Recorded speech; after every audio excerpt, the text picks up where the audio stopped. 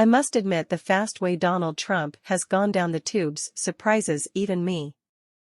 I mean these days, he sounds less like a politician and more like that sad, dank, unwashed man on the end stool at that dive bar, out in the middle of nowhere.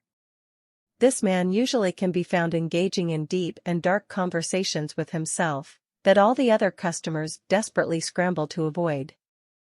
I am sure many of you saw his pack rant where he said this: "I am your warrior. I am your justice. I am your retribution." I'd have preferred to hear this: "I am your traitor. I am your insurrectionist. And I am this era's modern-day Benedict Arnold." Alas, that would have been too honest. But one thing is for sure. Rump sounded like, dare I say it? A street thug.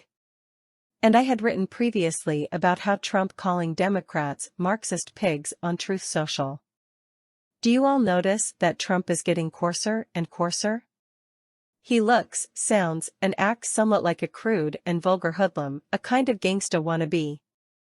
The fact is, if one listens to him now and does not know who it was, they might think it was some goon off the streets. John Bolton, whom I can't stand but very much want to run against Trump as a third-party candidate, came out against this speech calling Trump's calls for retribution something close to a civil insurrection. I am not worried about a civil insurrection.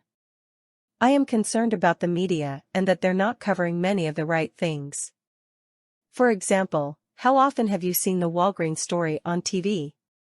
Many people are sick of Donald Trump and sick to death of his ranting and raving, which reeks of desperation and usually goes in one ear and out the other because few can decipher what he's saying anyway. But one way to tell how someone is doing is listening to their voice patterns, words, appearance, and overall presentation. And the fact is that Donald Trump is not a well man, and I think that's pretty obvious.